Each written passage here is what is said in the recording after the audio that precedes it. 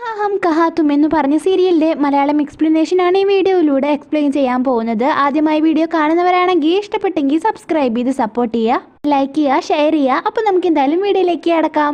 എപ്പിസോഡിൻ്റെ തുടക്കത്തിലെ സോന വീട്ടിലേക്ക് വരുമ്പോൾ രോഹിത്തിൻ്റെ അമ്മ വീണ അവളുടെ വീട്ടിൽ കുറേ ഗിഫ്റ്റൊക്കെ ആയിട്ട് വന്നിട്ട് ഇരിക്കുന്നുണ്ടാവും. അപ്പോൾ പോകാൻ നേരത്ത് വീണ അവളോട് എൻ്റെ മോൻ രോഹിത് നിന്നെ നന്നായിട്ട് സ്നേഹിക്കുന്നുണ്ട്, അവൻ അവൻ്റെ പാസ്റ്റ് മറന്നിട്ട് നിന്നോടൊപ്പമാണ് ജീവിക്കാൻ ആഗ്രഹിക്കുന്നത്, അതുകൊണ്ട് തന്നെ അവൻ്റെ പ്രണയത്തെ നീ സ്വീകരിക്കണം എന്ന് പറഞ്ഞിട്ട് ആൾ അവിടുന്ന് പോകുന്നുണ്ട്. പിന്നെ പരി രോഹിതിൻ്റെ ബ്രദർ റോഹനെ വിളിച്ച് സംസാരിക്കുന്നുണ്ട്. അങ്ങനെ അവർ ഒരുപാട് അടുക്കാണ്. അപ്പോൾ ഈ റോഹൻ്റെ കല്യാണം ഓൾറെഡി താനിയ എന്ന് പറഞ്ഞിട്ടുള്ള ആ പെണ്ണുമായിട്ട് കഴിഞ്ഞിട്ടുണ്ടാവും. പിന്നെ രോഹിത് സോനയുടെ ഷൂട്ടിംഗ് സെറ്റിലേക്ക് അവളെ കാണാൻ വരുമ്പോൾ അവൻ കാണാതിരിക്കാൻ വേണ്ടി ഓടുന്നുണ്ട്. അപ്പോൾ അത് കണ്ട് നേത്ര അവളുടെ പിന്നാലെ പോയിട്ട് എന്താ കാര്യമെന്ന് ചോദിക്കുമ്പോൾ സോന രോഹിത് അവളോട് കാമുകിയായി അഭിനയിക്കാൻ പറഞ്ഞ കാര്യമെല്ലാം പറയുന്നുണ്ട്. പിന്നെ സോന ഗസ്റ്റായിട്ട് ഒരു ഫംഗ്ഷന് പോകുമ്പോൾ അവിടെ രോഹിത്തിൻ്റെ വീട്ടുകാരും വന്നിട്ടുണ്ടാകും. അങ്ങനെ അവൾ അവരോട് സംസാരിച്ചിരിക്കുന്ന സമയത്താവും രോഹിത് അങ്ങോട്ട് വരിക. അപ്പോൾ അവളെ കണ്ടിട്ട് അവളുടെ അടുത്തേക്ക് വന്ന് പ്ലീസ് നീ ഇന്ന് എൻ്റെ കൂടെ വീട്ടിലേക്ക് ഡിന്നറിന് വരണം, ഞാൻ എല്ലാവരോടും നിന്നെ കൂട്ടി വരാമെന്ന് പറഞ്ഞിട്ടുണ്ടെന്ന് പറയുമ്പോൾ എന്നെ കൊണ്ടൊന്നും പറ്റില്ല എന്ന് പറഞ്ഞിട്ട് അവൾ ഫാൻസിൻ്റെ ഒപ്പം ഫോട്ടോ ഒക്കെ എടുക്കാൻ വേണ്ടി പോകുന്നുണ്ട്. അപ്പോൾ അവനും അവളുടെ പിന്നാലെ പോകുന്നുണ്ട്, എന്നിട്ട് തിരിഞ്ഞിരിക്കുന്നുണ്ട്. അതുകൊണ്ട് തന്നെ അവൾ അപ്പോൾ എണീച്ചു പോയ കാര്യം അവൻ അറിഞ്ഞിട്ടുണ്ടാവില്ല. എന്നിട്ട് നീയൊന്ന് യെസ് പറയണം, എൻ്റെ ഗേൾഫ്രണ്ട് ആവണമെന്ന് പറഞ്ഞ് തിരിഞ്ഞു നോക്കുമ്പോഴാവും അവൻ സോനയോടല്ല മറിച്ച് അവൻ്റെ പിന്നാലെ അവനെ വളക്കാൻ നടന്നിരുന്ന പെണ്ണിനോടാണ് പറഞ്ഞതെന്ന് മനസ്സിലാവുക. അപ്പോൾ കോഴിക്കാണല്ലോ ദൈവമേ ഞാൻ തീറ്റ ഇട്ട് കൊടുത്തതെന്ന എക്സ്പ്രഷനുമായിട്ട് അവൻ ഇരിക്കുകയാണ്. അപ്പോൾ ആ പെണ്ണ് എൻ്റെ ആഗ്രഹം സാധിച്ചു, എൻ്റെ പ്രാർത്ഥന ദൈവം കേട്ടു എന്നൊക്കെ പറയുന്നുണ്ട്. അപ്പോൾ രോഹിത് ഞാൻ നിന്നോടല്ല പറഞ്ഞത് ആളോടാണെന്ന് പറഞ്ഞിട്ട് നമ്മുടെ യാഷിനെ ചൂണ്ടിക്കാണിക്കുകയാണ്. എന്നിട്ട് അവൻ ഓടിപ്പോയിട്ട് യാഷിനെ കെട്ടിപ്പിടിച്ചിരിക്കുന്നുണ്ട്. അപ്പോൾ ഇത് കണ്ടിട്ട് ആ പെണ്ണ് ദൈവമേ ഈ ബോയ്സിനൊക്കെ ഇതെന്ത് പറ്റി, ഈ ലോകം എങ്ങോട്ടാ പോകുന്നത് എന്ന് പറയുന്നുണ്ട്. അപ്പോൾ അപ്പുറത്ത് നിന്നിട്ട് ഇതെല്ലാം കണ്ടിട്ട് നമ്മുടെ സോന ചിരിക്കുന്നുമുണ്ട്.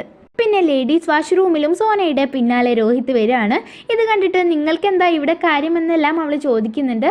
അപ്പോൾ തന്നെ രണ്ട് സ്ത്രീകൾ അങ്ങോട്ട് വരികയാണ്. അപ്പോൾ അവർ ഒളിച്ചിരിക്കുന്നുണ്ട്. അപ്പോൾ രോഹിത് ശബ്ദമുണ്ടാക്കുമ്പോൾ അവൾ ആ വായ മൂടി പിടിച്ചിട്ട് മിണ്ടാതിരിക്കാൻ വേണ്ടി പറയുകയാണ്. ആ സ്ത്രീകളാണെങ്കിൽ സോനയെക്കുറിച്ച് നല്ലത് പറയുന്നുണ്ട്, അതിനുശേഷം കുറ്റവും പറയുന്നുണ്ട്. അത് കണ്ടിട്ട് രോഹിത് അവളെ കളിയാക്കി ചിരിക്കുകയാണ്.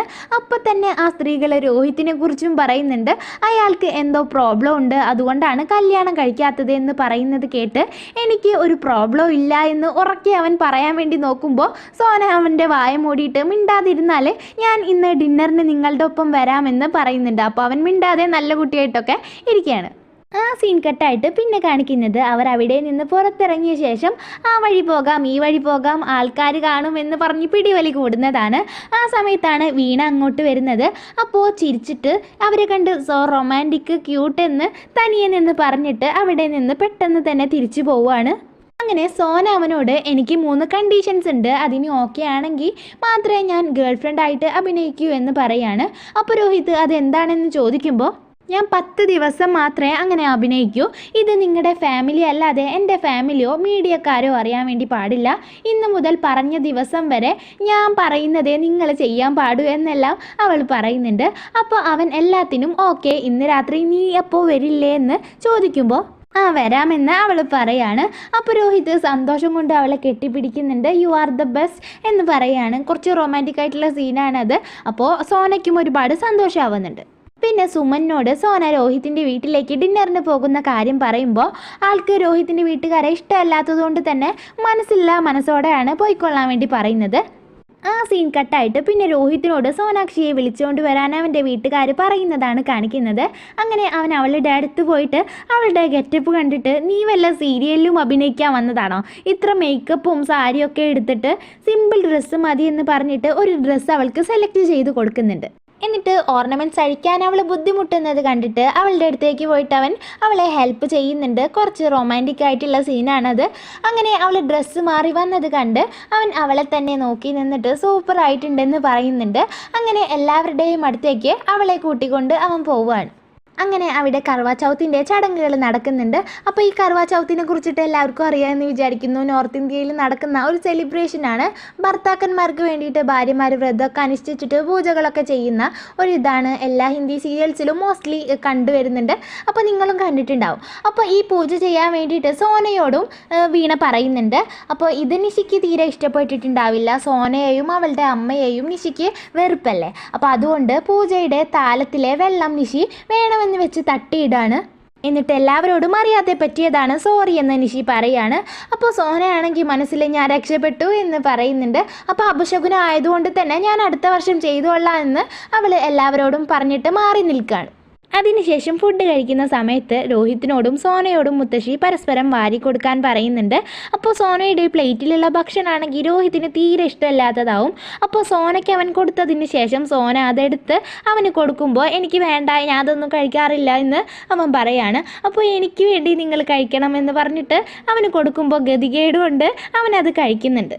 പിന്നെ കോമയിൽ കിടക്കുന്ന രോഹിത്തിൻ്റെ പഴയ കാമുകി റൈമയെ വേറെ ഹോസ്പിറ്റലിലേക്ക് മാറ്റാനുള്ള എല്ലാ സജ്ജീകരണങ്ങളും നടക്കുന്നുണ്ട്.